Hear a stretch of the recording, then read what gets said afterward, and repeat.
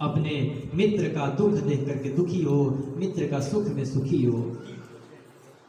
जो मित्र के दुख में दुखी ना हो और जो मित्र के सुखी में सुखी ना हो, ऐसे मित्र को देखने से, ऐसे पुरुष के दर्शन से ही महापाप लगता है। मित्र तो ऐसा होना चाहिए महाराज कि अपना दुख यदि पहाड़ जैसा भी हो तो मित्र के दुख के सामने रज के समान समझो। निज दुख गिरि सम रज करी जाना। अपना दुख कितना भी बड़ा हो, परंतु यदि मित्र का दुख हो तो समझे कि मित्र का दुख बड़ा है, मेरा दुख तो छोटा सा है। और मित्र का रज के समान, मित्र के छोटा सा दुख को भी पहाड़ के समान समझे कि इसका दुख बहुत बड़ा है। ऐसा मित्र होना चाहिए।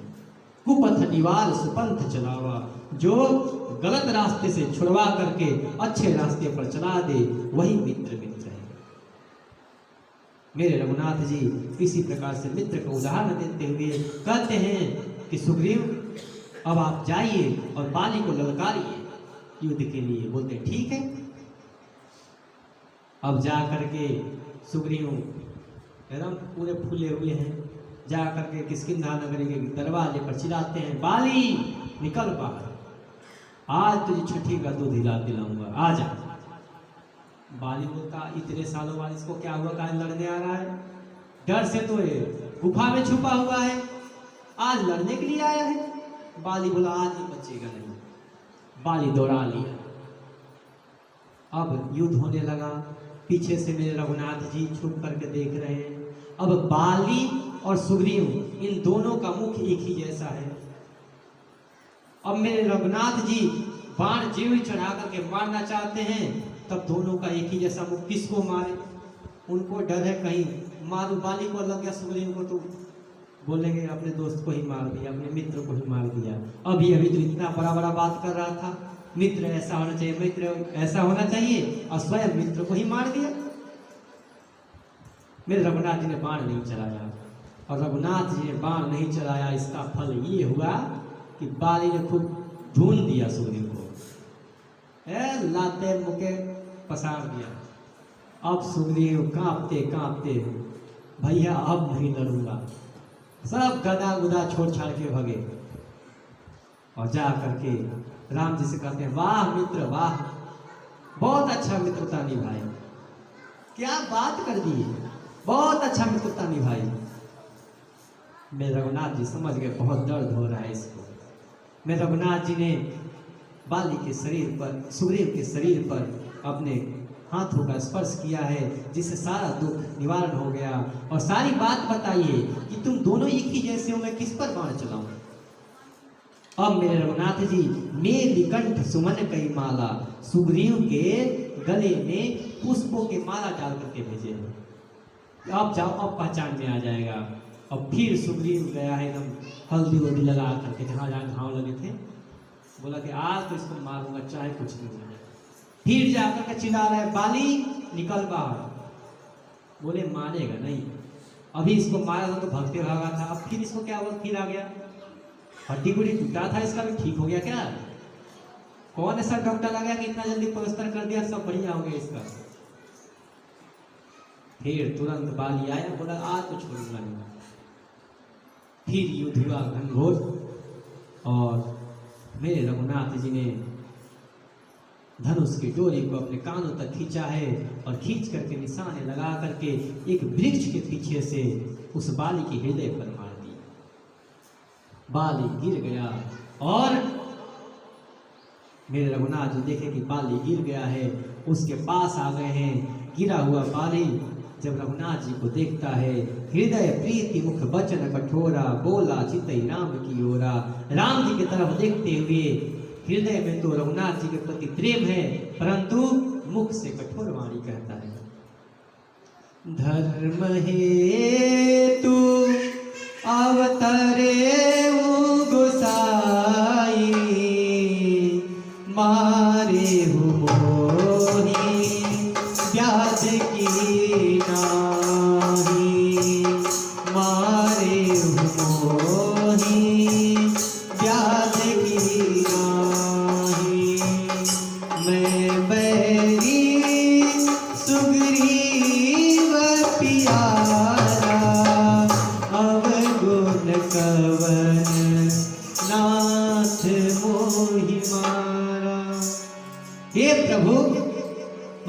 सुना है कि धर्म की रक्षा के लिए आपने अवतार लिया है। ये कौन से धर्म का पालन किए? छुप करके मुझे मारना? किस अपराध के कारण मुझे मारा? मैं बैरी सुग्रीव प्यारा, ऐसा कौन सा पुण्य कर दिया, ऐसा आपका कौन सा काम ये सुग्रीव कर दिया जो आपको इतना प्रिय हो गया, और मैं कौन सा आपको दुख दे दिया, कौन सा आपको कष्ट दे दिया कि मैं बैरी हो गया? किस कारण से आप मुझे मारे? मेरे रघुनाथ जी कहते हैं कि बाली सुन, इतना तो बढ़ बढ़ के बोल रहा है ना, बात सुन। अनुज बधु भगनी सुत नारी, सुनु सठ कन्या समय चारी। कहते हैं छोटे भाई की पत्नी, बहन और अपनी पुत्री की, अपनी पुत्र की नारी, ये अपनी कन्या के जैसी होती है। कौन कौन? छोटे भाई की पत्नी, बहन और अपने पुत्र की पत्नी और कन्या, ये चारों समान है, चारों एक जैसे, मतलब ये चारों पुत्री की जैसी हैं। और तूने अपने छोटे भाई की पत्नी पर कुदृष्टि डाला है, तूने ये अधर्म किया था और इसी अधर्म के कारण तुझे मारा हूं। बाली का नेत्र खुल गया, आंखों से आंसू आने लगे। बोला, हे नाथ, आपने अच्छा किया मुझे मार दिया, आपने अच्छा किया मुझे मार दिया। अब ये मेरा पुत्र अंगद है, इसको आप संभालिए। और अंगद का हाथ मेरे रघुनाथ जी को सौंप करके बाली अपने शरीर को त्यागने को चाहता है। मेरे रघुनाथ जी कहते हैं, बाली तुम कहो तो तुम्हारे प्राण को रख लें। बोले कि ना, मत रखिए, ऐसी मृत्यु कहाँ मिलेगी फिर आपके हाथों से मृत्यु। ये तो मेरा जीवन सार्थक हो गया, अब मुझे जाने दीजिए। ऐसा कह करके बाली अपने प्राणों को त्याग दिया है।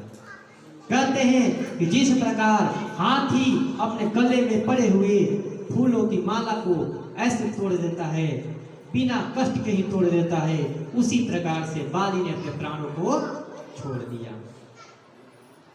बाली की पत्नी तारा आई है, तारा रोती रोती विलाप कर रही है। रघुनाथ जी उनको समझाए हैं और फिर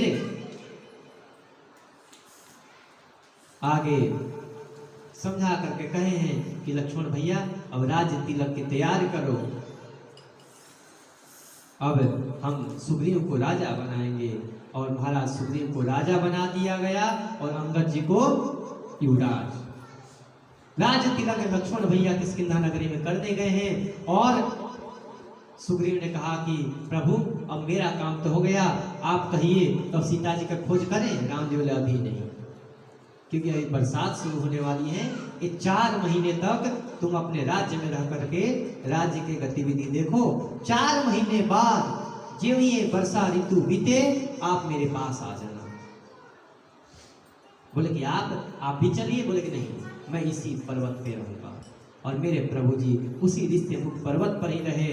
वहां पर पहले से ही देवता लोग जानते थे कि भगवान आने वाले हैं, तो गुफाओं में अच्छे अच्छे चित्र बना करके सुंदर सजा दिए हैं।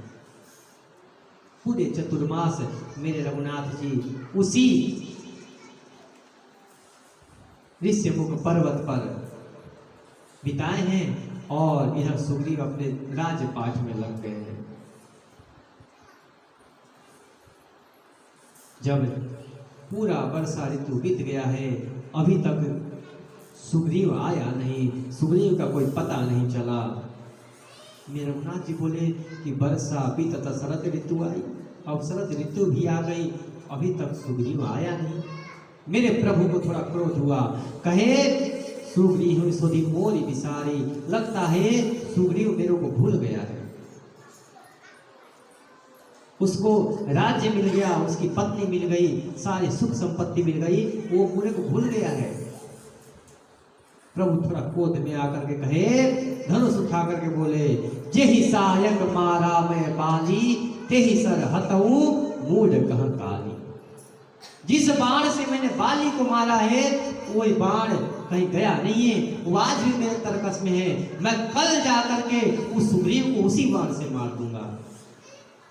लक्ष्मण भैया बोले कल प्रभु कल की क्या बात, आज्ञा तो अभी मार करके लाता हूँ। बोले नहीं नहीं आज नहीं मारना है, कल मारना है। बोले कल का इंतजार क्यों कर रहे, बोलो ना 1 मिनट में काम तमाम कर दूंगा उसका। बोले नहीं, लेकिन हाँ तुम अगर जाना ही चाहते हो तो जाओ और सुग्रीव को समझाओ एक बार जा करके जाओ। वो अपना कुछ भी है कैसा भी है मित्र है, उसको मित्र कहा हूं, एक तो अवसर देना चाहिए। लक्ष्मण भैया को समझा करके तब अनुजहि समझावा, रघुपति करुणा सिंह भय दिखाई लयावहूं, तात सखा सुग्रीव। सुग्रीव को भय दिखा करके यहाँ पर ले आओ। लक्ष्मण भैया गए हैं धनुष बाण लेकर के, एक टंकार में तो पूरा किष्किंधा नगरी हिल गई है। सबको पता चला है लक्ष्मण भैया आ गए हैं। सुग्रीव को पता चला, अरे 4 महीने बीत गए अभी तक मैं सोया ही था। तुरंत भागे भागे सभी को लेकर के और राम जी के चरणों में आकर के पड़ गए हैं। बोले नाथ मैं तो आपको भूल ही गया था, लेकिन क्या करें आपकी माया है, भुलवा देती है सबको सब कुछ, इसमें हमारी कोई गलती नहीं है। आपकी माया है, आपके बस में है, आप अपनी माया को आज्ञा दे देते कि माया सब पर पढ़ना पर सुग्रीव पर मत पढ़ना, क्योंकि सुग्रीव को मैंने एक विशेष काम दिया है, वो विशेष काम के लिए है, उस पर मत पढ़ना। लेकिन माया ने मेरे पर भी प्रभाव डाल दिया। हे प्रभु आज ही हम कुछ करते हैं, आप बताइए क्या करना है। मेरे रघुनाथ जी ने कहा अपने वानर सेनाओं को बुलाओ, हम आज से सीता जी का खोज प्रारंभ करेंगे। सुग्रीव ने कहा ठीक है प्रभु। तुरंत दुंदुभिया बजा दी गई, पूरे वानर सेनाओं को कह दिया गया भैया आ जाओ, जो नहीं आएगा वो सुग्रीव के हाथों बढ़िया से मारा जाएगा। सब डर के मारे आगे, भैया महाराज बुलाए हैं, नया नया महाराज है, कुछ भी कर सकते हैं, नए नए सत्ता में है ना, 4 महीने तो हुए अभी। सारे वानर सेना आ गए, सबको अलग अलग 4 विभागों में बांटा गया। तुम यहाँ जाओगे, तुम यहाँ जाओगे, तुम यहाँ जाओगे, सबको अलग अलग बांटा गया कि जाओ पता करके आओ।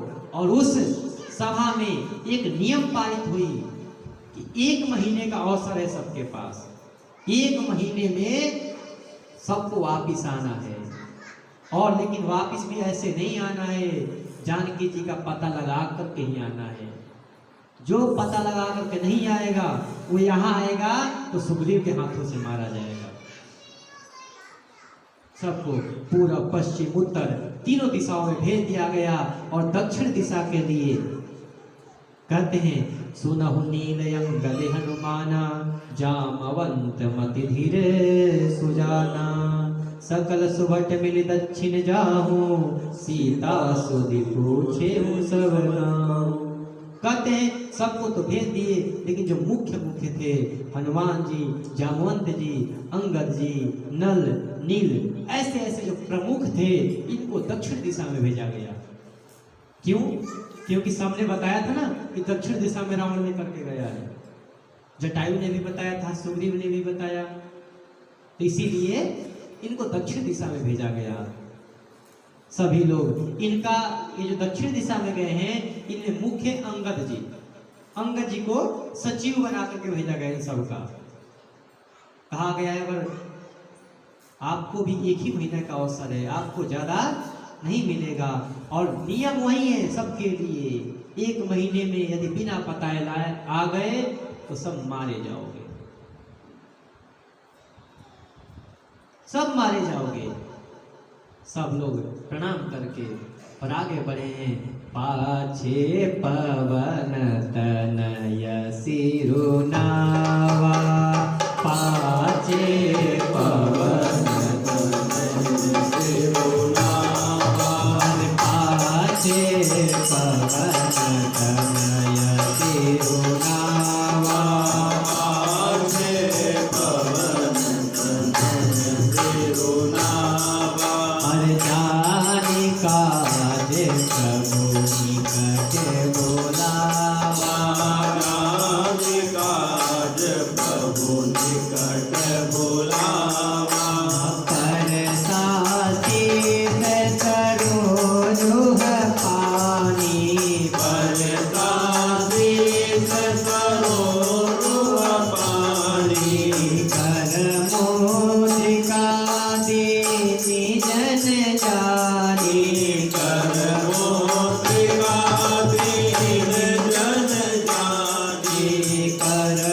मोद्रिका दीनी जन जानी, कर मोद्रिका दीन जन जानी, बहु प्रकार से तहि समझायऊ, बहु प्रकार से तहि समझायऊ, कहि बल बिरह बेगी तुम आयऊ, कहि बल बिरहि बेगी तुम आयऊ।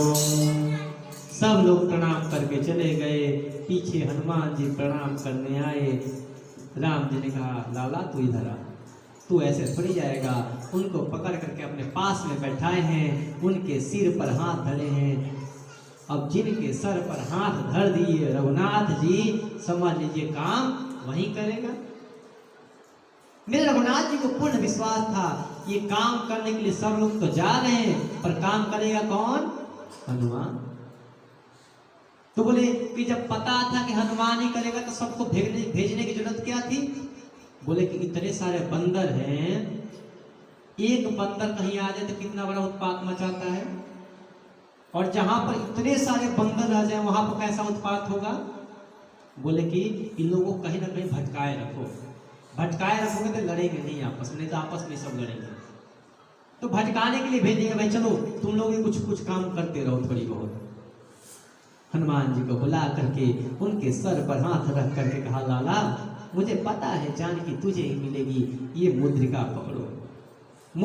मुद्रिका देकर कहते हैं जानकी को समझाना कि मैं अवश्य आऊंगा लेने के लिए। जब रघुनाथ जी हनुमान जी के सिर पर हाथ धरे हैं, हनुमान जी प्रसन्न होकर के कहे कि प्रभु आज आपने बहुत कृपा कर दी हमें, अपने इस काम के योग्य समझ करके। ये इतने बड़े सौभाग्य के लायक नहीं थे हम। और हनुमान जी वहां से चल दिए हैं। आगे ढूंढते ढूंढते ढूंढते ढूंढते एक उपवन में पहुंचे हैं। वहां पर एक तपस्विनी मिली है। तपस्विनी ने कहा कि आप लोग फल फूल खाइए।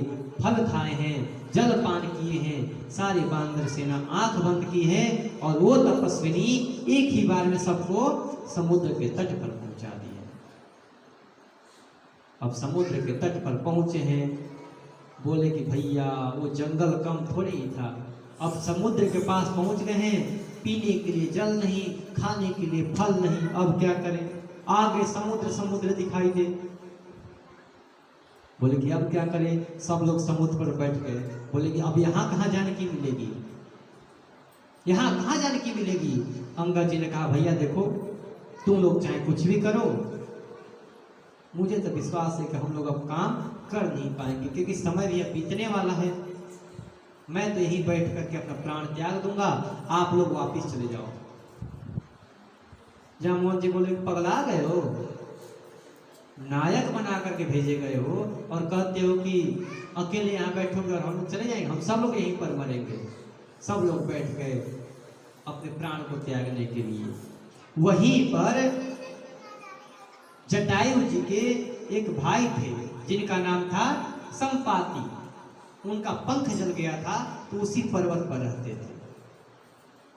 संपाति ने देखा कि अरे इतने सारे भोजन एक बार में। बोले भैया जल्दी जल्दी मरो, लेकिन एक एक करके मारना, ताजा ताजा रहेगा तो खाने में ठीक रहेगा।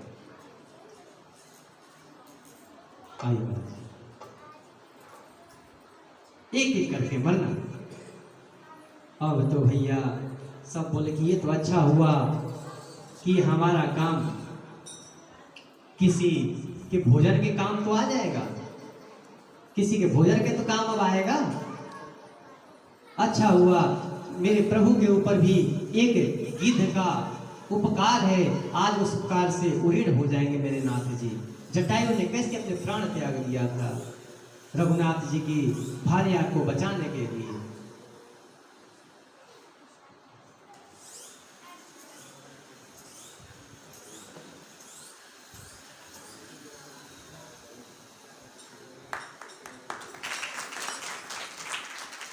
श्री राम जय जय राम, श्री राम जय जय राम, श्री राम जय जय जय राम श्री राम जय राम जय जय राम श्री राम जय राम जय जय राम श्री राम जय राम जय जय राम श्री रामचंद्र की जय। संपाति ने जब सुना कि ये जटायु के नाम ले रहे हैं, बोले कि भाई तुम लोग इधर आओ, इधर आओ, ये जटायु का नाम ले रहे हो, जटायु इधर आओ, मैं कुछ नहीं करूंगा, आओ मेरे पास आओ। सारे बानर सेना उन गिद्धराज संपाति के पास पहुंचे हैं। संपाति जी ने कहा बताओ ना क्या बात है जटायु, ये बार तुम जटायु का नाम क्यों दे रहे थे? तब जामवंत जी ने बताया कि हमारे स्वामी रघुनाथ जी की भार्या को लंका के पति रावण हर करके ले गया और उन्हीं को बचाने के कारण उस दशानन के हाथों से वीर जटायु वीर गति को प्राप्त हो गए। संपाति ने जब सुना कि मेरे अनुज उस निशाचर के हाथों से मारे गए हैं, हा तात करते हुए विलाप करने लगे। जामवंत जी ने कहा कि आपका और जटायु जी का क्या संबंध था? उन्होंने कहा कि वो मेरा छोटा भाई था, वो मेरा अनुज था। तो बोले कि आप उनके साथ क्यों नहीं रह रहे थे, यहाँ पर अकेले आप क्यों? बोले कि एक दिन जब हमारी युवा अवस्था थी, हम लोगों ने सूर्य पर धावा बोल दिया कि हम लोग सूर्य के पास पहुंच जाएंगे। जब हम दौड़े, मैं उसमें बड़ा था, मैं आगे आगे जा रहा था और जब सूर्य का ताप पड़ा तो उसमें मेरा पंख जलने लगा। मैं बड़ा था, मैं अपने पंखों से अपने छोटे भाई को तो ढक लिया, वो तो बच गया, परंतु मेरे दोनों पंख जल गए और मैं इस पर्वत पर आकर के गिर गया। मेरे मन को शांति नहीं मिल रही थी। तो वहीं पर मुझे चंद्रमा ऋषि आकर के बताए कि रघुनाथ जी के कुछ सेना आएगी, रघुनाथ जी के दूत आएंगे, उनके दर्शन से ही तुम्हें नवीन पंख प्राप्त हो जाएंगे। उसी समय से मैं यहाँ पर इंतजार कर रहा हूँ। ऐसा कहते ही संपाति जी का जो पंख जल रखा था वो पंख फिर से उत्पन्न हो गया। फिर से उत्पन्न होकर के अब तो नया पंख पा करके लगे उड़ने। बोले कि भैया देखो अब हमारी वृद्धावस्था आ गई है, अब तो मैं चल नहीं सकता हूँ, नहीं तो आज ही मैं जाकर के लंका में उस रावण को अभी मार देता। मैं वहां तक नहीं जा सकता हूँ, एक काम करो मुझे यहाँ से उतार करके समुद्र के पास रख दो ताकि मैं अपने भाई के लिए तिलांजलि दे दूँ। समुद्र के पास संपाति गए हैं, तिलांजलि किए हैं और कहते हैं कि देखो मैं तो कुछ सहायता कर नहीं सकता इसमें, लेकिन हाँ गिद्ध के जो दृष्टि होती है बहुत तीव्र होती है, मैं देखकर बता सकता हूँ कि आपके स्वामी की पत्नी कहाँ है। बोले कि ठीक है आप देख करके बताइए। उन्होंने कहा गिरि त्रिकूट ऊपर बस लंका, त्रिकूट पर्वत के ऊपर एक सुंदर नगरी है लंका, वहां पर रावण राज करता है और उसी रावण के राज्य में उसी लंका में एक अशोक के वृक्ष के नीचे मां जानकी बैठी हुई है। तहाँ अशोक उपवन जहाँ रही, सीता बैठ सोच रखे हैं, निरंतर सोच करती हुई जानकी वहीं बैठी है। अब तो पता चल गया कि जानकी कहाँ है। अब सब सोचने लगे कि जाएगा कौन, ये इतना बड़ा समुद्र पार कौन करेगा। अब उन्होंने कहा कि भैया मैं बताता हूं कौन पार करेगा, कौन पता लगाएगा, मैं बताता हूं।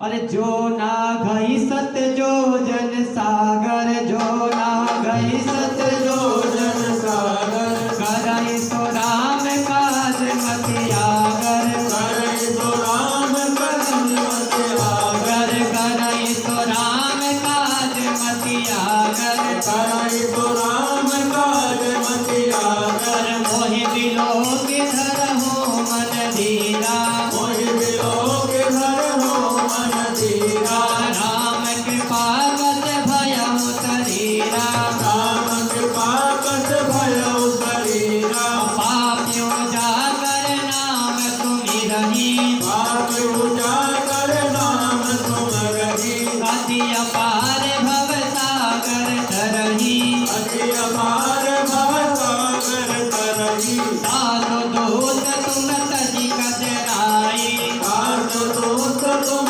तजि कतराई, राम हृदय धरि करहु पाई, राम हृदय धरि करहु पाई, राम हृदय धरि करहु पाई, राम हृदय धरि करहु पाई। संपादक कहते हैं कि मैं बताता हूं कैसे पता चलेगा। जो भी इस 100 योजन लंबा समुद्र को पार कर जाएगा वही जानकी जी को पता लगाएगा। अरे जिनका नाम का स्मरण करते ही ये संसार के जीव भवसागर पार कर जाते हैं, तुम तो उनके दूत हो। कायरता छोड़ो और ढूंढो, जाकर के पता लगाओ। गिद्धराज ऐसा कहा कि मैं बूढ़ा हो गया हूं, तब नहीं तो मैं जाकर के अभी पता लगा करके आया था, जानकी को उठा करके ले जाता। अब आप लोग सोचिए, विचारिए और जाइए, पता लगाइए। अब सब लोग सोचने लगे कि भैया अब ये 100 योजन दूर समुद्र को पार करके लंका कौन जाए। ऋक्षराज जामवंत बोले कि भैया देखो मैं तो बुढ़ा हो गया हूँ, नहीं तो मैं चला जाता। जवानी में मेरे पास बहुत बड़ी ताकत थी। बलि बांधत प्रभु बाढ़ेऊ, सो तनु बरनि न जाय, उभय घरी महदीनी, सात प्रदक्षिण धाई। जब बलि को रघुनाथ जी ने बांधा था वामन अवतार में, उस समय उस विराट रूप का मैंने 7 प्रदक्षिणा किया था। 7 प्रदक्षिणा मैंने दौड़ करके कर दिया। लेकिन उस समय ताकत थे, अब बूढ़ा हो गया, अब कहीं नहीं जाया जा रहा है। अंगद जी कहते हैं कि भैया बात तो सही कह रहे हो, आपको तो हम भेजेंगे भी नहीं, आप हम सब में वृद्ध हो। अंगद जी बोले कि देखो भाई मैं तो जा सकता हूं, परंतु आने का पता नहीं है। जामवंत जी बोले जब जा सकते हो, आने का पता नहीं है, तो बीच में पटपट क्यों बोल रहे हो? जाने का ही थोड़ी है, आने का भी तो है। अब उसमें कोई बोले कि मैं 80 योजन तक जाऊंगा, कोई बोले 70 योजन तक जा पाऊंगा, कोई 90 योजन तक। कोई ये नहीं बोल रहा है कि मैं भाई जा करके आ जाऊंगा। सबने सबकी तरफ देखा, पर कोई ये नहीं कहा कि मैं पार कर पाऊंगा। तब ऋक्षराज जामवंत जी ने देखा कि भैया सब कोई कुछ ना कुछ बोल रहा है, परंतु हनुमान जी उधर जाकर खड़े हैं, ये तो कुछ बोल ही नहीं रहे। कहई ऋक्षपति सुनु हनुमाना, कहई ऋक्षपति सुनु हनुमाना, काजुक साज रहे बलवाना, काजुक साज रहे बलवाना, पवन तनय बल पवन समाना, पवन तनय बल पवन समाना, बुद्धि विवेक विज्ञान निधाना, बुद्धि विवेक विज्ञान निधाना, पवन को काज कठिन जग माही, पवन को काज कठिन जग माही, जो नहीं होई तात तुम पाही, जो नहीं होई तात तुम पाही, राम काज लगी तब अवतारा, राम काज लगी तब अवतारा, सुनत ही भयउ पर्वताकारा, सुनत ही भयउ पर्वताकारा, सुनत ही भयउ पर्वताकारा, सुनत ही भयउ पर्वताकारा। जब जामवंत जी ने देखा कि हनुमान जी अकेले खड़े हैं, जाकर के बोले हे हनुमान जी आप अकेले क्यों खड़े हो भाई? सब लोग वहां कुछ बोल रहे हैं, आप भी कुछ बोलो। हनुमान जी चुप। बोले भैया अब हमें लग गया कि राम काज करेगा तो यही करेगा। ऋक्षराज जामवंत बोले कि भैया तुम अपने बल को याद करो, पवन तनय बल पवन समाना, तुम्हारे पास तो अतुलनीय बल है, तुम पवन देव के पुत्र हो, उन्हीं के जैसा तुम्हारे पास बल है। कौन सा ऐसा कार्य है जो तुम्हारे लिए कठिन हो? तुम सब काम कर लोगे। तुम्हारा अवतार याद करो किस लिए हुआ है। राम काज लगी तो अवतारा, राम जी के काम करने के लिए आपका अवतार हुआ है। जब हनुमान जी ने ये सुना कि राम जी के अवतार के लिए मेरा जन्म हुआ है, राम जी के काम के लिए मेरा जन्म हुआ है, तुरंत ही विकराल रूप भयंकर रूप धारण कर लिए। सुनत ही भय पर्वताकारा, भयंकर विकराल रूप धारण किए। और कनक बरन तन तेज विराजा, मारहु अपन विधिन कविकारा। सिंहनाद करि बारहि बारा, लीलहि नागम जलनि शिखारा। सहित सहाय रावण मारी, आनहु यहाँ त्रिकूट उखारी। जामवंत मैं पूछहु तोहि, उचित सिखावन दीनहु मोहि। जामवंत मैं पूछहु तोहि, उचित सिखावन दीनहु मोहि। सुनते ही भगवान हनुमान जी विकराल रूप धारण कर लिए और कहते हैं, बताओ जामवंत जी क्या करना है? इस समुद्र को पी जाऊं, पार कर जाऊं? बताओ। रावण के साथ ही क्या लंका को उठा कर लाऊं, त्रिकुट पर्वत को उठा लूं? सिंहनाद करते हुए बोले, बताओ क्या करना है मेरे को, बताओ। रावण को समाप्त करके आ जाओ अभी। जामवंत जी बोले, भैया शांत रहो, मारना मुरना नहीं है अभी। बोले कि बताओ फिर क्या करना है? बोले कि तुम इतना जाकर के केवल करो, जाकर जानकी जी का पता लगाओ, जानकी जी कहाँ है, पता लगा करके आ जाओगे।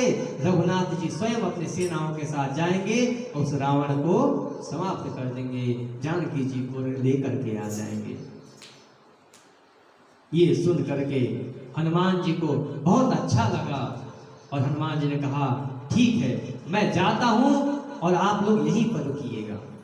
तब लगी मोहि परखेउ तुम भाई, सही दुख कंद मूल फल खाई। कंद मूल फल खा करके दुख झेल करके भी यहीं रुकिएगा, मैं उधर से पता लगा कर आऊंगा तो हम लोग साथ में चलेंगे। और हनुमान जी ऐसा कह करके एक वही समुद्र के तट पर एक पर्वत था, उस पर से ही हनुमान जी ने एक छलांग लगा दिया। सिंधु तीर एक भूधर सुंदर, कौतुक कूद चढ़ता ऊपर। मेरे हनुमान जी एक छलांग में ही उड़ गए। राम जी का नाम जपते हुए जा रहे थे कि बीच में देवताओं को जब पता चला कि हनुमान जी राम जी के काम करने के लिए जा रहे हैं, तब उन्होंने कहा कि भैया मैनाक आप जाओ, आपके पिता हिमालय और हनुमान के पिता पवन देव, ये दोनों एक साथ रहने वाले हैं और आपके मित्र हैं पवन देव, इसीलिए आप जाइए और जरा हनुमान जी को विश्राम तो दिलाइए। मैनाक समुद्र से प्रकट हुए, हनुमान जी से कहे हैं, हनुमान आप हम पर विश्राम कर लीजिए, थोड़ी सी थकावट दूर हो जाएगी, फिर चले जाइएगा। बोले कि आप कौन हो भाई बीच में रोकने वाले? बोले हम आपके पिता के मित्र हैं। तो पिता के मित्र को हनुमान जी ने स्पर्श करके, हनुमान तिहि परसा कर पुण्य कीन प्रणाम, उनको प्रणाम करके कहते हैं, आप पिताजी के मित्र हैं, पिता तुल्य हैं, आपको प्रणाम है, लेकिन राम काज कीने बिनु मोहि कहाँ विश्राम। राम जी के काज किए बिना मुझे तो विश्राम नहीं है, इसीलिए क्षमा करिए। और हनुमान जी वहां से आगे निकल गए हैं। देवताओं ने देखा कि भैया आगे तो जा रहे हैं, परंतु क्या ये पता लगा पाएंगे? उन्होंने सर्पों की माता सुरसा को भेजा। नाम क्या है? सुरसा। सुर मतलब होता है देवता, सा मतलब जैसा, देवताओं की जैसी तो है परंतु सर्पों की माता। विकराल रूप लेकर के आई, बोली भैया आज तो हम तुम्हें समाप्त ही कर देंगे। बोले भैया देख पहले विलंब हो चुका है, आगे जाने दे। बोले कि नहीं, मैं तो तुम्हें बस भक्षण ही कर जाऊंगी। बोले कि भक्षण करोगी? बोले कि अभी मत करो, मैं जब उधर से आऊंगा ना, उधर से आकर के राम जी को जब पता बता दूंगा, फिर मैं आपके मुख में स्वयं ही आ जाऊंगा। उन्होंने कहा कि नहीं, मेरे से चालाकी मत करो, मैं तो अभी खाऊंगी। तो बोले कि भाई देख, तुझे खाना ही है तो भी खा ले, पूछ क्यों रही है। सूरसा ने कहा कि ठीक है। फिर सूरसा ने 1 योजन का मुख खोला, हनुमान जी विराट रूप धारण और कर लिए। वो 1 योजन का मुख खोल रही है, हनुमान जी 2 योजन का। वो 4 योजन का तो हनुमान जी 8 योजन का। वो 16 योजन का तो हनुमान जी 32 योजन का। भयंकर रूप धारण किए। जब वो 100 योजन का मुख फैलाई, हनुमान जी तुरंत छोटे से बन करके उसके मुख में प्रवेश करके तुरंत निकल आए। अब कुछ लोग कहते हैं कि जब हनुमान जी उसके मुख में प्रवेश कर गए तो मुख बंद क्यों नहीं कर ली? इतना छोटा मुख थोड़ी कैसे तुरंत बंद कर देगी? मुख भी तो 100 योजन का है। बंद करते करते हनुमान जी उसमें से ना जाने कितने परिक्रमा लगा करके निकल आएंगे। हनुमान जी ने कहा कि भैया देख, मैं तेरे मुख से अब निकल के आ गया हूँ और तेरे अंदर से आया हूँ, मैं तेरे पुत्र जैसा हूँ, अब तो जाने दे। सूरसा मैया अपने स्वरूप में आ गई, बोली कि हमें तो देवताओं ने भेजा था तुम्हारे बल बुद्धि विवेक का पता लगाने के लिए, तुम जाओ, हमें विश्वास है तुम राम काज करके ही आओगे। हनुमान जी ने प्रणाम किया। आगे जाते जाते रास्ते में एक निश्चल मिला है जो परछाई पकड़ करके और जो गगन में विचरण करने वाले जीव जंतु हैं उनका भक्षण करता है। हनुमान जी ने उसके छल को पहचान गया, एक ही मुक्के में उसका काम तमाम कर दिया। आगे हनुमान जी गए हैं, लंका के उस दिव्य शिखर पर, त्रिकुट के उस दिव्य शिखर पर पहुंचे हैं और वहां से देख रहे हैं क्या दिव्य लंका है महाराज, क्या दिव्य है। सोने की लंका और समुद्र का प्रतिबिंब जब पड़ता है तो अलग चमक है उसकी। वहां के लोग देख रहे हैं लोगों को ऐसे काले काले भयंकर भयंकर, और क्या भैंस खा रहे हैं, जीव जंतुओं को खा रहे हैं, ऐसे कच्चे खा रहे हैं। बोले को लगता है अब इनका अंत समय आ गया है, अब ये राम जी के बाण से समाप्त होने वाले हैं। हनुमान जी बोले अब लंका में प्रवेश करना चाहिए। मसक समान रूप कपि धरी, लंके ही चले ओ सुमिरी नर हरि। भगवान नारायण का ध्यान करते हुए, राम जी का ध्यान करते हुए हनुमान जी मसक के समान रूप धारण करके अंदर प्रवेश कर रहे हैं तो दरवाजे पर ही एक बैठी है लंकिनी। लंकिनी बैठी है, बोली भैया कहाँ चल दिए? बोले कहाँ चल दी, क्या अंदर जा रहे हैं? हम मच्छर है भैया, कहीं भी जा सकते हैं। बोले कि तुझे पता नहीं है कि चोरों के जैसे मेरी आंखों के सामने ही तू अंदर घुसा जा रहा है? बोले कि चोरों के जैसे नहीं, मैं तो अपने काम करने जा रहा हूँ। बोले तू है कौन? बोले कि मुझे सुनाई नहीं दे रहा है, छोटा हूं ना, नहीं सुनाई दे रहा, नीचे आओ। लंकिनी नीचे आई सुनने के लिए। हनुमान जी जय श्री राम करके एक घुसा मार करके बड़ा रूप धारण करके बोले ले। एक मुक्के में तो उसके उल्टी पुल्टी सब हो गए, मुंह से लगी खून की उल्टी करने। मुठिका एक महाकवि हनी, रुधिर बमत धरनी नरमन। लगे धरती पर ढमनिया खाने। हनुमान जी बोले पता चला कौन हूं? बोले पता चल गया। तात मोर अति पुण्य बहुता, देखियो नयन राम कर दूता। मुझे पता चल गया कि आप राम जी के दूत हो। हाथ जोड़ करके कहती हैं कि मुझे जब ब्रह्मा जी ने भेजा था कि जा करके पता लगाओ, जा करके रावण के नगरी की रक्षा करो, तो उस समय उन्होंने कहा था कि जब किसी बानर के हाथ से मार खा जाओगी तब समझना कि अब तुम्हारा अंतिम है वहां का, और तुम मेरे पास आ जाना, क्योंकि रावण का भी अब अंत आ गया है। मैं जान गई कि रावण का अंत आ गया है। हे नाथ, ये जो हमारा सत्संग हुआ ना, ये हमें जीवन भर याद रहेगा। तात स्वर्ग अपवर्ग सुख, धैर्य तुलाय के अंग, तूलन ताहि सकल मिली, जो सुख लव सत्संग। ये सत्संग हमें याद रहेगा, क्योंकि ये जो हमारा मुलाकात है ना, ये कभी भूल नहीं सकते। अब आप जाइए अंदर, प्रविशि नगर कीजिए सब काजा, हृदय राख कौशलपुर राजा। हनुमान जी भगवान राघव जी के ध्यान करते हुए, मन में रखते हुए फिर वही स्वरूप धारण करके लंका में प्रवेश किए हैं। अति लघु रूप धरे हनुमाना, पैठा नगर सुमिर भगवाना। भगवान का स्मरण करते हुए पूरे राजमहल में जानकी जी को ढूंढ रहे हैं, पर जानकी जी कहीं मिली नहीं। सर हर जगह पर देख लिए, रावण के महल में जाकर के देखे, मंदोदरी को भी देखे, पर राम जी की प्रिया जानकी जी कहीं नहीं थी। ढूंढते ढूंढते एक भवन देखे जहां पर सुंदर भगवान हरि के चक्र और शंख का विग्रह बनाया गया है और तुलसी का वृक्ष है। भवन एक पुण्य दीख सुहावा, हरि मंदिर तहाँ भिन्न बनावा। राम आयुध अंकित गृह, शोभा बदल न जाय। नव तुलसी का वृंद बहु, देखी रस कपि राय।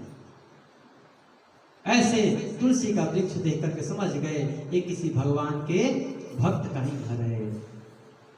फिर सोचने लगे कि लंका में इतने सारे निशाचर हैं, भगवान के भक्त कहाँ से आ गए। बोले कि चलो जाए, कोई भी हो। उतरते हैं, देखते हैं कौन है। हनुमान जी जेवी आकाश मार्ग से नीचे उतरे हैं तो अंदर से राम राम राम की आवाज आई है। प्रातः काल होते ही विभीषण उठ करके राम राम जप रहे हैं। जब राम नाम सुने हनुमान जी बोले पक्का कोई सज्जन है, और सज्जन से मित्रता करने में कोई खराबी नहीं है, कोई नुकसान नहीं है, अच्छा ही होगा। जब उधर से विभीषण राम राम कहे, इधर से हनुमान जी राम राम कहे, विभीषण भी अचंभित हो गए कि भैया लंका में राम का नाम लेने वाला कौन आ गया, यहाँ पर तो सिर्फ एक मैं ही था। अब बाहर आकर बोले राम राम भैया। हनुमान जी बोले राम राम। हनुमान जी विप्र का रूप धारण करके आए हैं। विभीषण ने पूछा आप कौन है। हनुमान जी ने कहा भैया मैं तो पहले बाद में बताऊंगा कि मैं कौन हूं, पहले आप बताइए कि लंका में रह करके राम का नाम लेने वाले आप कौन हैं। उन्होंने कहा कि मैं यहाँ के राजा दशानन का छोटा भाई विभीषण हूं, मैं राम जी का सेवक हूं। पर आप बताइए इस लंका में आकर के आप राम राम जप रहे हैं, आप यहाँ के तो नहीं लगते। बोले कि आप कौन है, आप बताइए ना, कहीं आप कोई देवता तो नहीं है, या स्वयं भगवान राम तो नहीं है जो मुझे मेरे पर कृपा करने के लिए, मुझे दर्शन देने के लिए यहाँ पर आए हैं। कौन है आप। उन्होंने कहा कि कहाँ आप पहुंचा रहे हैं हमें, हम राम थोड़े हो सकते हैं, हम तो छोटे से जीव हैं, अधम जीव हैं, जो यदि कोई प्रातः काल में हमारा नाम भी ले लेता है तो उस दिन उसको भोजन नहीं मिलता है, हम वो नीच जीव हैं। हमें तो बस रघुनाथ जी किसी प्रकार से दास बना लिए हैं, यही उनकी प्रभुता है। मेरा नाम हनुमान है, मैं राम जी का एक छोटा सा दास हूँ और यहाँ पर जानकी जी को ढूंढने के लिए आया हूँ। हनुमान जी ने जब ऐसा कहा, विभीषण ने कहा कि आपके दर्शन पा करके तो हम तो धन्य हो गए। आप जानकी जी की पता लगा रहे हैं, जानकी जी महल में नहीं मिलेंगी, यही पास में एक अशोक वाटिका है, वहां पर एक अशोक के वृक्ष के नीचे माता जानकी एक तपस्विनी के भांति दिन रात वहीं बिता रही हैं। हनुमान जी ने कहा कि आपने जो ये रास्ता बताया है इसमें अब हम लोग, और इसमें हम अब प्रातः काल में तो प्रवेश कर नहीं सकते हैं क्योंकि प्रातः काल में आए हैं, अब पूरा दिन इधर ही बिताएंगे, रात्रि काल में प्रवेश कर जाएंगे। मेरे प्रभु जी हनुमान जी छुप छुप करके पूरा दिन बिताए हैं।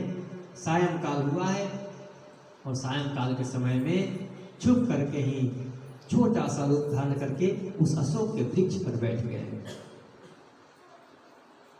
उस अशोक के वृक्ष पर बैठे बैठे देख रहे हैं कि सारे निशाचरियां माता जानकी को डरा रही हैं, धमका रही हैं। उसी समय रावण आया, साथ में मंदोदरी आई है और दासियां आई हैं। रावण आकर के बहुत प्रकार से माता जानकी को डराता है।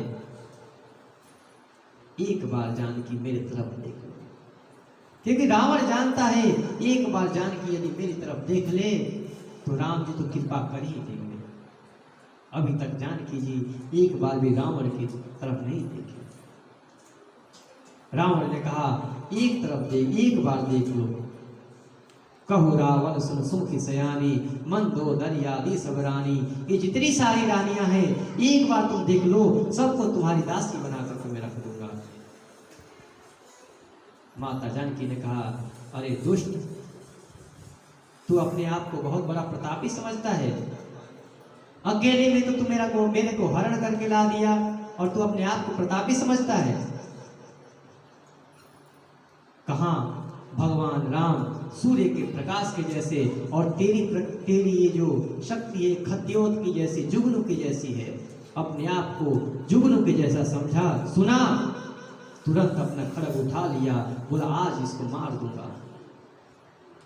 सीता तय ममकृत अपमाना, तूने जो मेरा अपमान किया है आज तेरा मैं सर काट दूंगा। जेवी अपना चंद्रहास खड्ग उठाया है, मंदोदरी हाथ रोक लिए, बोले कि प्रभु ये आपको शोभा नहीं देता, आप महावीर हैं, वीरों को शोभा नहीं देता किसी स्त्री पर हाथ उठाए। माता जानकी हाथ जोड़कर कहती हैं हे चंद्रहास खड्ग, ये मेरे दुख का हरण कर दो, आप मेरा गर्दन कटवा दो इसके हाथों से। रावण वहां पर दासियों को बुलाकर कहता है कि इसको समझाओ, 1 महीने का अवसर देता हूं, 1 महीने में यदि ये मेरी नहीं हुई तो मैं तुम सबको मार डालूंगा। त्रिजटा को वहां पर रखा हुआ है। जानता है रावण कि त्रिजटा राम जी की परम भक्त है, उनको रखा है, ये त्रिजटा रहेगी तो जानकी को संभालेगी। त्रिजटा बोले कि प्रभु आप जाइए, मैं अब संभाल लूंगी। रावण वहां से चल दिया है और त्रिजटा सभी राक्षसियों को बुला करके कहती है कि देखो भाई, इनको कोई मत डराना, क्योंकि आज मैंने एक स्वप्न देखा है। और भी वैसे नहीं देखा कि रात को देखा, सुबह सुबह देखा। सुबह के सपना सच होता है। राक्षसियों ने कहा क्या स्वप्न देखा है? बोले कि मैंने सपना में देखा कि एक बांदर आया है और पूरी लंका को जला दिया है, और ये जो अपना राजा है ना, इसका पूरा सर समाप्त हो गया। जितने 10 शीश है पूरा 10 के सिर कट गए हैं, भुजाएं कट गई हैं 20, और इसको गधे पर बैठा करके दक्षिण दिशा में ले जाया जा रहा है। अब जितनी दासियां थी सब के सब, जितनी राक्षसियां थी सब के सब माता जानकी के चरणों में पड़ने लगी। त्रिजटा ने कहा तुम सब जाओ, मैं यहाँ पर रहूंगी। त्रिजटा समझा रही हैं। जानकी जी कहती हैं कि माता एक काम कर दो, मेरे को अग्नि दे दो, मैं यहीं पर अपने को समाप्त कर लूंगी। त्रिजटा कहती अग्नि कहाँ मिलेगी रात्रि में? वो कहती है हे अशोक वृक्ष, तुम्हारा नाम है अशोक, यानी कि न शोक, अपने नाम को सार्थक करो, मेरे शोक को हर दो, मेरे को मृत्यु दे दो। तुम्हारे जो पत्ते हैं, जो कोमल कोमल पत्ते हैं, ये बिल्कुल अग्नि के जैसे हैं, कह दो ना इन पत्तों से ये अग्नि दे दे मुझे। चंद्रमा से अग्नि मांगती हैं, तारों से अग्नि मांगती हैं। मेरे हनुमान जी देखे कि माता इतनी दुखित हैं, जो मुद्रिका लेकर के आए हैं वो मुद्रिका नीचे गिरा दी। माता जानकी ने देखा कि कुछ चमक रहा है। उन्होंने सोचा कि अभी मैं चंद्रमा से अग्नि मांग रही थी, कहीं चंद्रमा ने अग्नि तो नहीं दे दिया। वो स्वर्ण का मुट्ठी महाराज जब उठाए हैं, उस मुद्रिका को देखे, उस पे राम जी का नाम, चकित चितौ मुदरी पहचान गई कि मेरे रघुनाथ जी के, मेरे करुणा निधान का ये मुद्रिका है। परंतु बोले कि भाई यहाँ पर रघुनाथ जी की मुद्रिका कहाँ से आ गई? हनुमान जी देखे कि माता व्यथित हैं, राम कथा सुनाने लगे। सुनते ही माता चुपचाप बैठ करके राम कथा सुनने लगी, और ज्यों ही राम कथा बंद किए, माता तुरंत व्याकुल होकर के उठ गई। भाई ये कौन था जो मुझे राम कथा सुना रहा था? वो मेरे सामने क्यों नहीं आता? मेरे सामने तो आओ, मेरे सामने आओ। तब हनुमंत निकट चली गयो, फिर बैठी मन विस्मय भयो। तब हनुमान जी ऊपर से कूद गए और कूद करके माता जी के सामने आ गए। छोटे से तो हैं इतने से। जब माता ने देखा इतना छोटा बंदर, माता जी को ये लगा ये तो कोई माया ही है। माता तुरंत मुख घुमा ली। जब माता ने मुख घुमाया, हनुमान जी की आंखों से आंसू आ गए। बोले ठीक कर रही हो, यही होना चाहिए था मेरे साथ। अब बताइए, कोई पुत्र अपने माता के पास जाए और माता मुख घुमा ले, उस पुत्र पर क्या बीतेगी? हनुमान जी ने कहा ये आप अच्छा कर रही हो मेरे साथ, ऐसा ही होना चाहिए था। हम नीच हैं ही, हम पर आप क्यों, हमें क्यों देखोगी? हमें मत देखना। बोले कि तुम कौन हो? बोले कि मैं हनुमान हूं, मैं राम जी का दूत हूं। बोले राम जी का दूत, तुम यहां कैसे आए हो? तब हनुमंत निकट चले गए हो, फिर बैठी मैंने विस्मय भयो, राम दूत मैं मातु जानकी। मैया मैं सच बता रहा हूं, मैं राम जी का दूत हूं। बोले कि मैं कैसे विश्वास करूं कि तू राम जी का दूत है? बोली सत्य शपथ है करुणा निधान। मैं शपथ खाता हूं, मैं शपथ लेता हूं कि मैं राम जी का ही दूत हूं। और शपथ किसका ले रहे हैं? करुणा निधान की। विचार करिए, मैं आप लोगों को बताया था ना, ये करुणा निधान नाम किसने दिया था? माता गौरा ने दिया था, अंबिका माता ने दिया था। किसको दिया था? जानकी जी को। करुणा निधान सुजान सीलु स्नेहु जानत रावलो। करुणा निधान अंबिका जी ने दिया था और इसी नाम से माता जानकी बुलाती थी। बोली इसको तो अंदर का बात पता है कि मैं किस नाम से पुकारती हूँ। माता जी को लगा कि ये सच में मेरे प्रभु का दूत है। हनुमान जी कहते हैं मैया ये मुद्रिका मैं ही लाया हूं, मैं प्रभु का दूत हूं। माता जानकी बोली कि मेरे प्रभु नर और तुम बानर, दोनों के मिलन कैसे हुई भाई? मित्रता कैसे हो गई? तब हनुमान जी ने सब बात बताई कि सुग्रीव और राम जी की मित्रता कैसे हुई।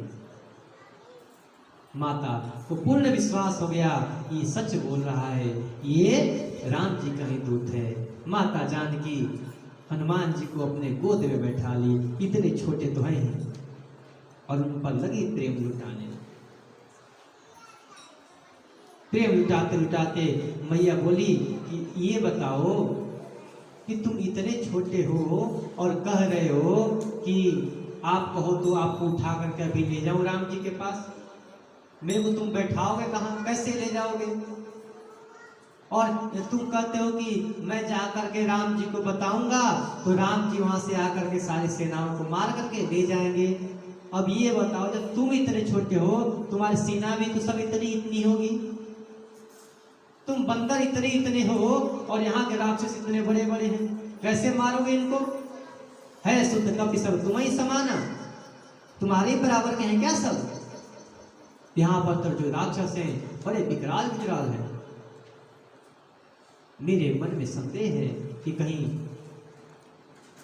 रघुनाथ जी हार न जाए। बोले कि माता आपको संदेह? ये जो अभी रूप देख रही हो ना, ये वास्तविक रूप नहीं है, असली रूप तो मैं अभी आपको दिखाता हूँ। ऐसा कह करके और मेरे हनुमान जी जय श्री राम करके और वही रूप दिखाए जो समुद्र के तट पर बंदरों को दिखाया था। कनक भूधरा कार शरीरा, भयंकर रूप दिखाए।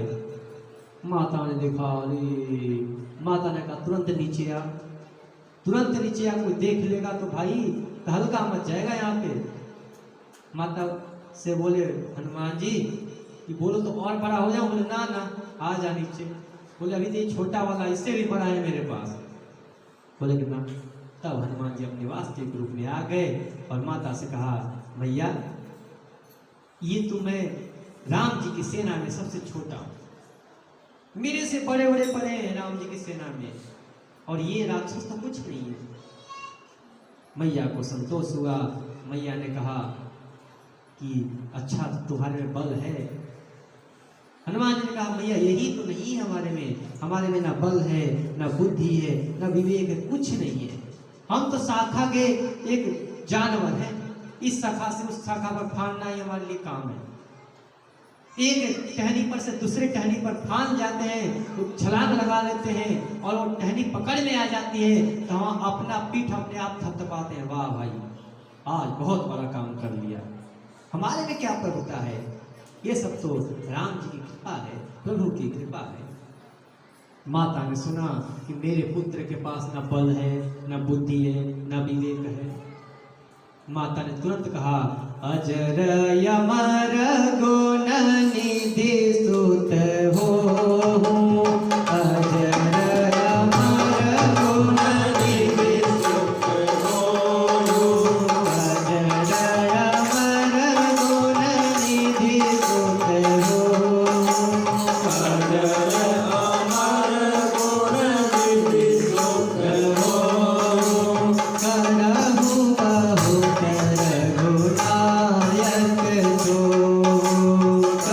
करहु बहुत रघुनायक जो, करहु बहुत रघुनायक जो। माता कहती है तुम्हारे पास बल नहीं है, बुद्धि नहीं है, लो अजर हो जाओ, अमर हो जाओ, गुणों के खान हो जाओ। हनुमान जी इतना सुने, बोले कि मैया ये सब नहीं चाहिए था हमें जो चाहिए वो तो अभी आपने दिया ही नहीं। बोले क्या चाहिए? बोले कि आप जान जाओ ना हमें क्या चाहिए। बोले कि अच्छा अब समझे क्या चाहिए। तब कहती हैं करहु बहुत रघुनायक छो, तुम पर मेरे रघुनाथ जी कृपा करें, करुणा करते रहें। जब ये हनुमान जी ने सुना नाचने लगे, बोले बस अब यही चाहिए, अजर अमर तो ये सब होते रहेंगे। अष्ट सिद्धि नवनिधि के दाता, असवर दीन जानकी माता। माता ने वरदान दे दिया।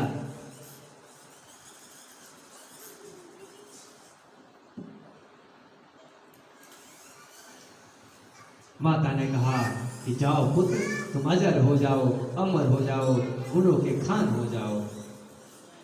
माता जी के चरणों में बार बार हनुमान जी प्रणाम करते हुए कहते हैं आज थोड़ा समय लगेगा लेकिन आप लोगों को धैर्य धारण करना है क्योंकि हमें पूरा सुंदरकांड करने हैं आज, ठीक है? और 15-20 मिनट लगभग, ठीक है? भूख तो नहीं लगी किसी को? हाँ तो बढ़िया। सब हनुमान जी भोजन करने जाने इसलिए पूछा।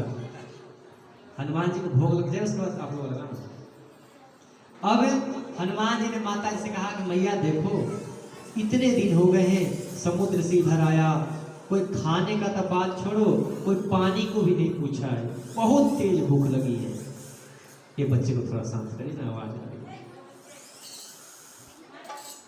बहुत भूख लगी है भैया, खाने का तो बात छोड़ो, रास्ते में मुझे ही खाने वाले आ गए कि आजा तुझे ही खा जाती हूँ। बहुत तेज भूख लगी है। कोई इधर मैं जब आ रहा था ना तो देखा बगीचे में बहुत अच्छे अच्छे फल लगे हैं, तो आपकी आज्ञा हो तो मैं भोजन करके आ जाऊं कुछ खा पी के। मैया ने कहा कि वहां पर बहुत रक्षक हैं, सब रक्षा करने वाले हैं, वो तुम्हें मार डालेंगे। बोले मैया अभी तो आपने कहा अजर अमर गुण निधि सुत हूँ, जब अजर हो गया हूँ, अमर हो गया हूँ तो फिर मुझे कौन मारेगा? आप तो कृपा करके आज्ञा दीजिए। माता ने जान लिया कि मेरे बच्चे में बुद्धि विवेक बल अब सब कुछ आ गया है। माता ने कहा कि जाओ रघुपति चरण हृदय धरी, तात मधुर फल खाओ। हृदय में रघुनाथ जी का ध्यान रखते हुए जा करके फल खाइए, लेकिन ध्यान रखना अपने हृदय में रघुनाथ जी को भोग जरूर लगाना। हनुमान जी माता जानकी को प्रणाम करके रावण के उस बगीचे में पहुंच गए हैं जहां सुंदर सुंदर फल लगे हैं। अब वहां पर गए, फल देखे भाई, फल पहले पेट भर के खाए। बोले बहुत दिन से भूख लगी थी, पेट भर के खाए। बोले अब पेट भर गया, अब बगीचा को भर देते हैं। बगीचा नीचे कुछ खाली खाली सा लग रहा है, इसको भी भरेंगे। अब लगे डालियाँ तोड़ने, भरने लगे जमीन को। बोले कि डाली उससे तो भर नहीं रहा है। अब वृक्ष उखाड़ करके भरने लगे। बोले ऐसे ऊपर ठीक नहीं लग रहा है, खड़ा नहीं, पड़ा रहना चाहिए। सब जितने पेड़ खड़े थे सबको पड़ा दिए।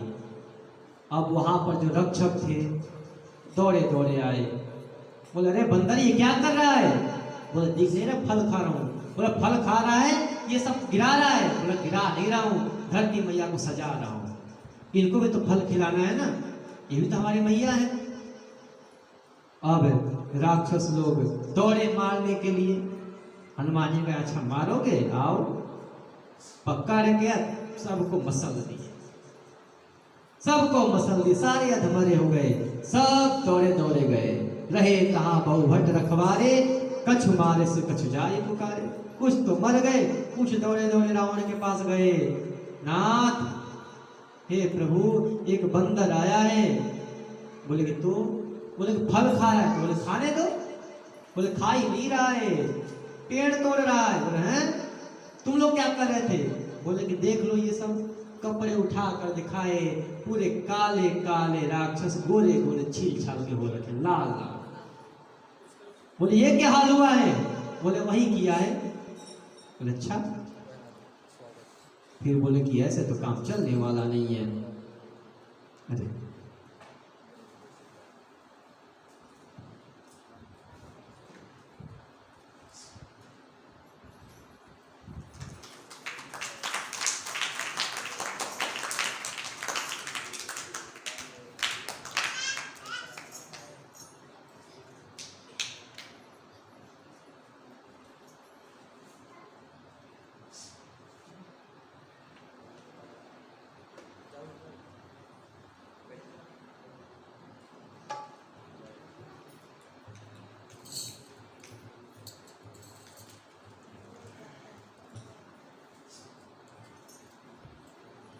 तब रावण ने कहा कि भैया ऐसा तो काम चलने वाला नहीं है।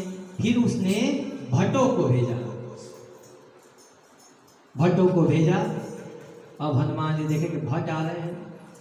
भट्टों को देख करके बोले कि भैया इनको तो भट्टों को फटाफट करना पड़ेगा जल्दी से।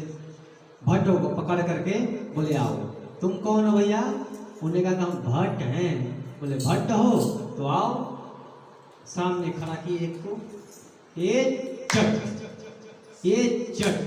एक एक को मारते गए। बोले लाइन से आते रहना, गलती मत करना, जल्दीबाजी नहीं करना, एक एक करके आओ।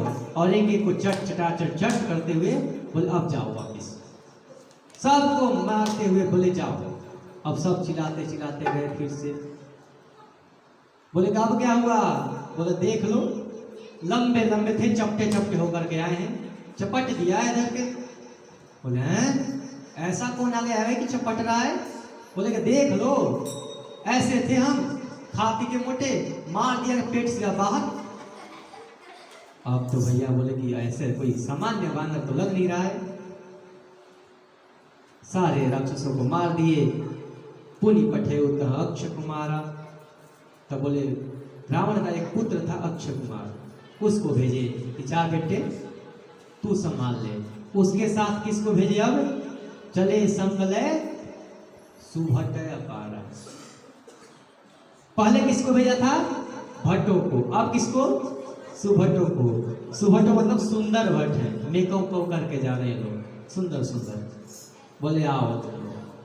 हनुमान जी ने देखा कि भैया ये तो कोई आ रहा है।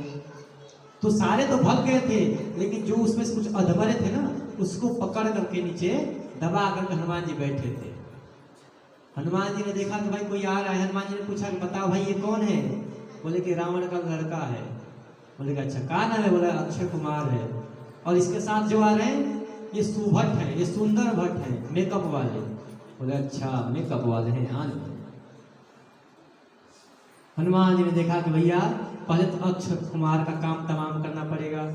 एक वृक्ष उठाया और अक्षय कुमार पर ये धड़ाम। अक्षय कुमार का नाम सत्य हो गया।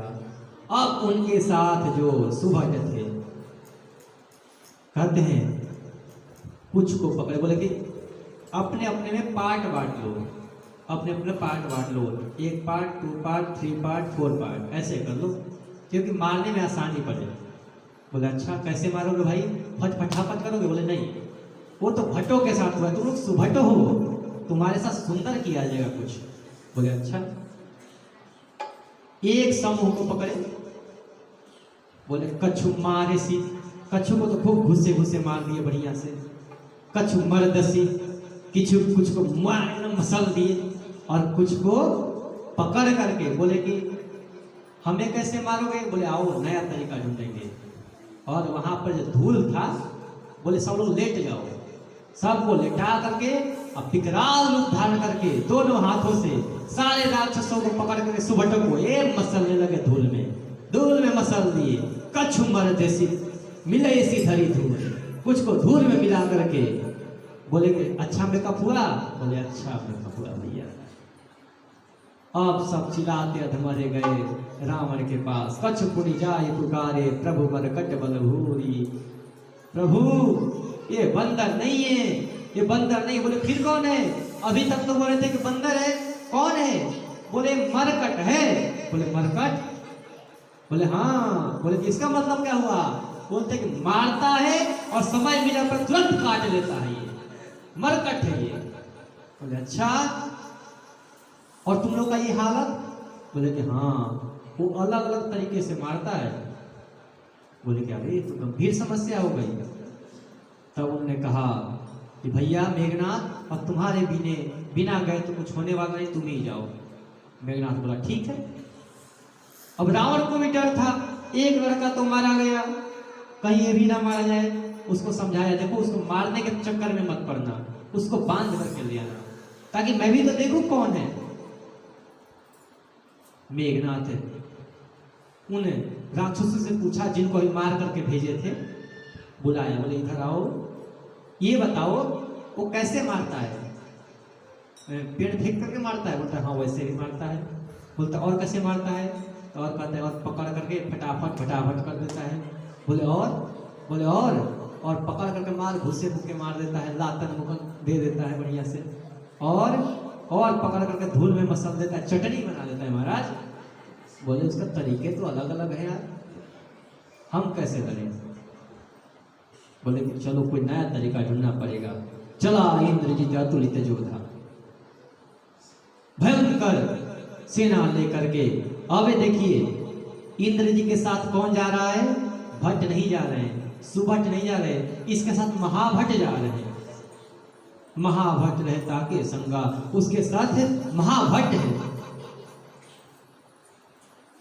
हनुमान जी जो जिसको बैठा करके जिसके ऊपर बैठे थे, बोले भाई अब बताइए कौन है? बोले ये रावण का सबसे प्रिय पुत्र है। बोले इसका नाम क्या है? बोले इंद्रजीत। बोले इंद्रजीत? इसने क्या किया कि इंद्रजीत नाम पड़ गया? बोले इंद्र को जीता है। बोले अच्छा, और इसके साथ जो आ रहे हैं ये बोले महाभट्ट है। बोले अच्छा, इनकी खातिरदारी तो अच्छे से करने पड़ेंगे फिर तो। अब सारे तरीके फेल, अब नया तरीका ढूंढना पड़ेगा। बोले कि अब मेघनाथ को तो पहले से ही बता दिए थे कि वृक्ष पकड़ के मारता है, धूल में धके मिला देता है, चटनी बना देता है। बोला कि इससे बचना पड़ेगा।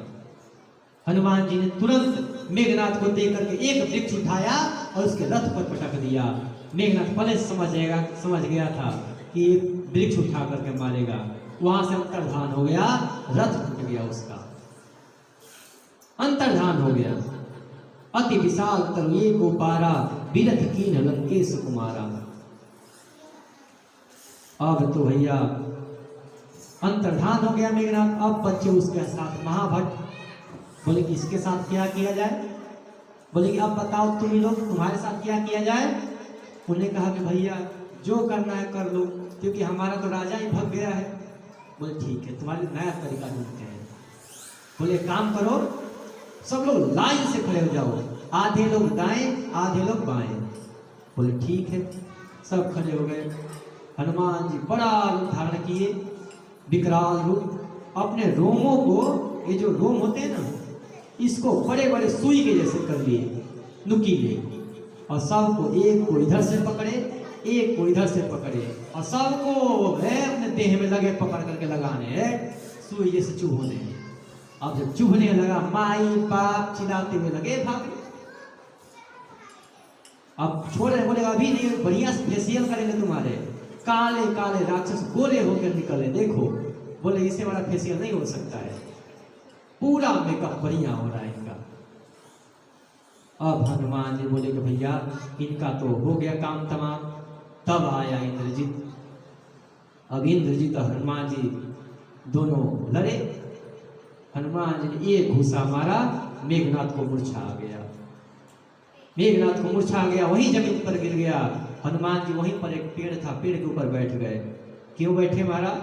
बोले मूर्छा खुले फिर मारूंगा, उठे तो एक बार। मेघनाथ का आंख खुला, देखा ऊपर ही बैठा है। बोला खोलने में आंख फायदा नहीं, आंख खोलूंगा फिर मारेगा, फिर मूर्छाएगा। आंख बंद किए हुई अंतर्धान हो गया वो। अब गया आकाश में, उसने वहां जा करके ब्रह्मास्त्र चला दिया। ब्रह्मास्त्र ते ही साधा, कपि मन की न विचार, जो न ब्रह्म सर मानो, महिमा मिटई अपार। ब्रह्मास्त्र छोड़ दिया।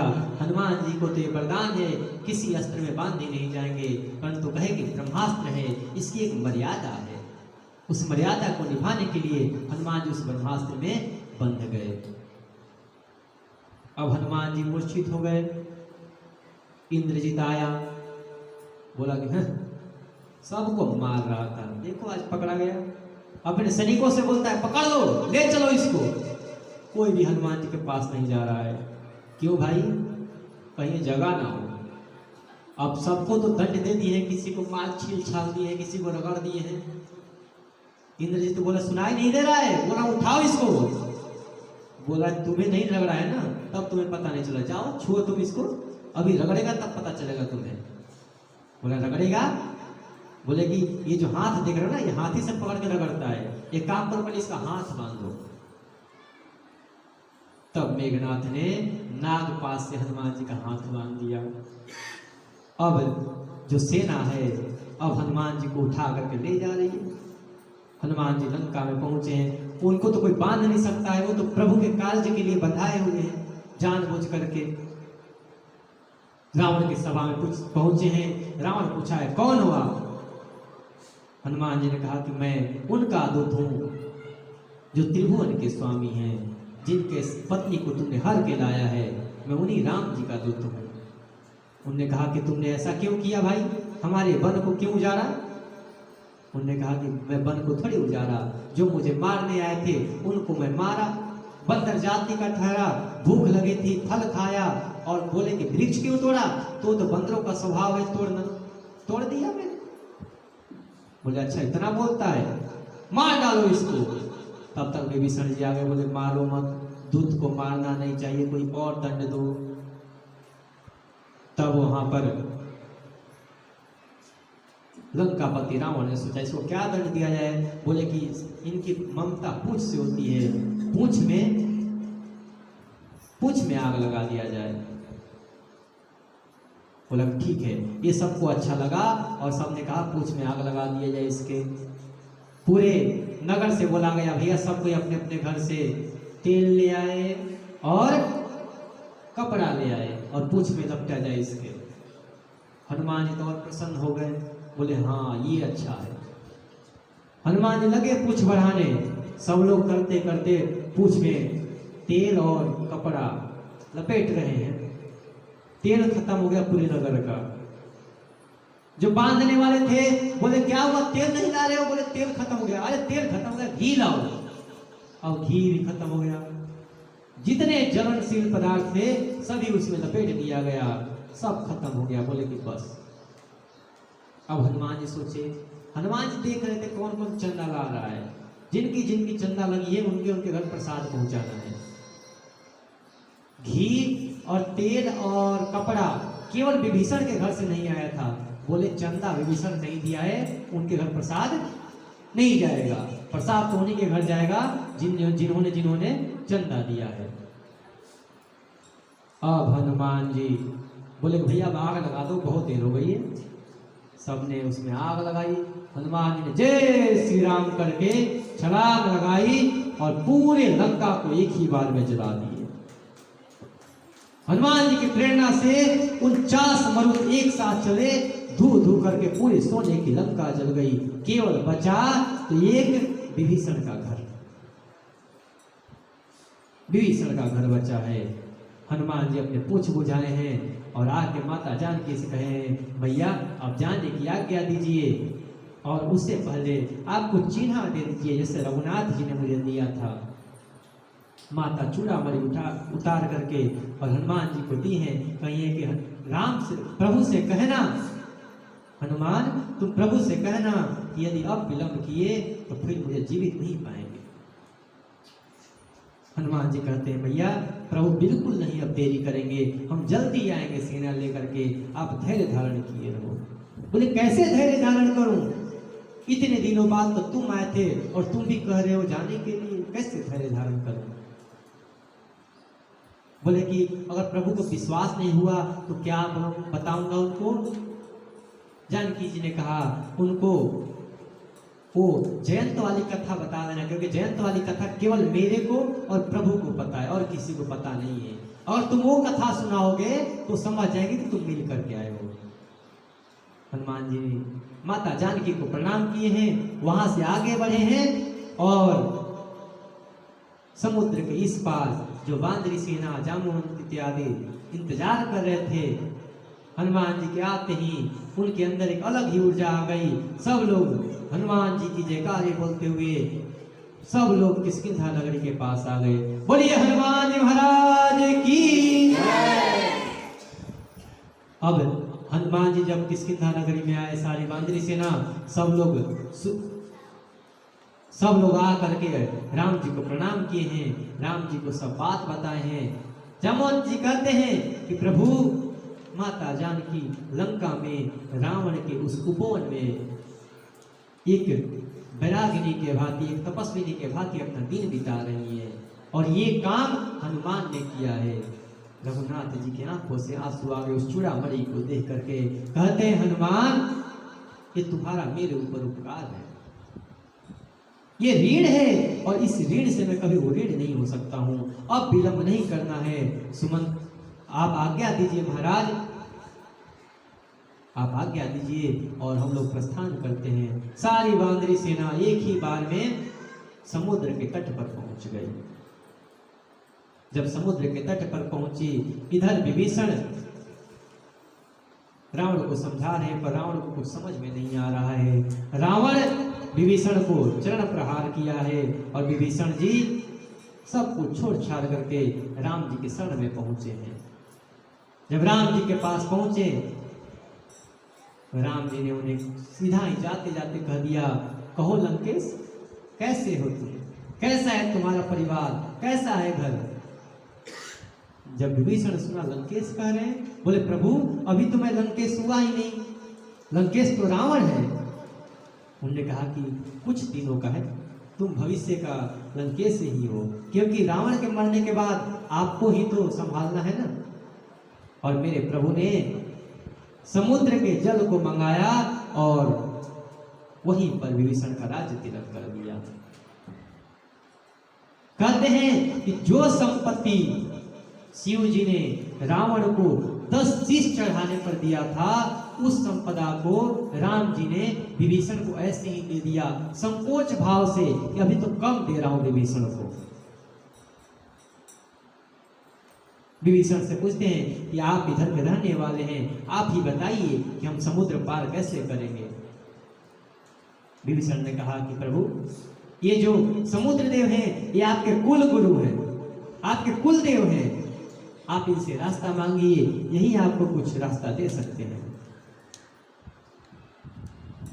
इधर विभीषण जब आए थे तो विभीषण के साथ रावण ने अपने दूतों को भेजा था। अब दूत इधर बांदरी वेश बना करके और इधर सारे सूचना प्राप्त कर रहे थे। बंदरों ने पकड़ लिया, लगे मारने बंदरों ने। और जब बंदर मारने लगे, लक्ष्मण जी की दृष्टि पड़ी है, लक्ष्मण जी ने कहा मारो मत। लक्ष्मण जी ने समझाया कि जाओ तुम, और लक्ष्मण जी ने एक पत्र लिखा है और कहा है कि रावण को देकर के कहना, यदि अपना जीवन चाहते हो तो जानकी जी को वापस कर दो। वो दोनों लक्ष्मण भैया को प्रणाम करके वो गुप्तचर वो दूत चले गए हैं। अब राम जी ने कहा कि अब हम यहाँ बैठ करके समुद्र देव से आज्ञा मांगेंगे, समुद्र देव से रास्ता मांगेंगे कि हम आगे का काम कैसे करें। जब ये निश्चय किया राम जी ने तो भरत, जब लक्ष्मण जी को ये अच्छा नहीं लगा, लक्ष्मण जी को अच्छा नहीं लगा, लक्ष्मण जी कहे भैया ये ठीक नहीं लग रहा है। बोले चिंता मत लो, हम करेंगे तुम्हारे ही मन का, परंतु पहले ये तो कर लेने दो। मेरे राम जी वहीं पर कुशा का आसन लगा करके 3 दिन तक तपस्या करते हुए, 3 दिन तक उस समुद्र का ध्यान करते हुए उस समुद्र से रास्ता मांगते हैं, परंतु वो समुद्र रास्ता नहीं देता है। विनय न मानत जल भिचर गए 3 दिन बीत, बोले राम सकोप तब भय बिन होय न प्रीत। 3 दिन बीत गए, तब राम जी को क्रोध आया। बोले लक्ष्मण मेरा धनुष और बाण लाओ। ये नीच ऐसे नहीं मानेगा, ये शायद मेरे पराक्रम को जानता नहीं, आज इसको मैं समाप्त कर दूंगा। ये सुनकर के लक्ष्मण भैया को बहुत प्रसन्नता हुई। बोले प्रभु 3 दिन पहले मैं यही कह रहा था कि समाप्त कर दो, आप किए नहीं। बोले अब नहीं, अब थोड़ी भी विलंब नहीं करेंगे। मेरे प्रभु धनुष और बाण मंगाए, धनुष पर बाण चढ़ाए हैं, और उस बाण के प्रभाव से पूरे समुद्र में कोलाहल मच गई है। मछलियां निकल करके बाहर उछलने लगी। कनक थार भरी मणिगण नाना, विप्र रूप आयो तजिमाना। तब समुद्र एक ब्राह्मण का रूप धारण करके हाथ में सोने का थाल लेकर के, जिसमें मणियों से रत्नों से भरा हुआ है, आ करके कहता है त्राहि मां प्रभु त्राहि मां। राम जी बोले कि काटे बिन पै कदरी फरही, कोटि जतन को सींच, विनय न मान खगेश सुनो, डाटे पै नव नीच। कागभूषुंडी जी कहते हैं हे गरुड़ जी, जैसे केले के वृक्ष को बिना काटे वो फलता नहीं है, और एक बार फल गया तो उसको काटना पड़ता है तभी दूसरा फल लेगा, वैसे ही नीचों को बिना सत्मार्ग दिखाए, बिना उनको सीख दिए, उनको कुछ समझ में नहीं आता है।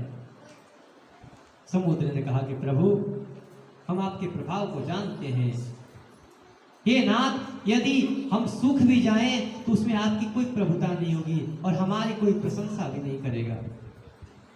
इसीलिए आप कुछ ऐसा करिए जिसमें आपकी सारी सेनाओं का नाम हो। बोले कि फिर क्या करें बताओ। उन्होंने कहा कि आपके सेना में 2 ऐसे भाई हैं जो इस समुद्र में कोई भी सामान डालेंगे वो तैर जाएगा और डूबेगा नहीं। तो वो दोनों हमारे अंदर अगर पत्थर डालते हैं तो पत्थर ऊपर तैरेगा, और इसे पत्थर के ऊपर पत्थर रखते रखते पुल बना दीजिए, सेतु बना दीजिए, और उससे आपकी सेना आसानी से पार हो जाएगी।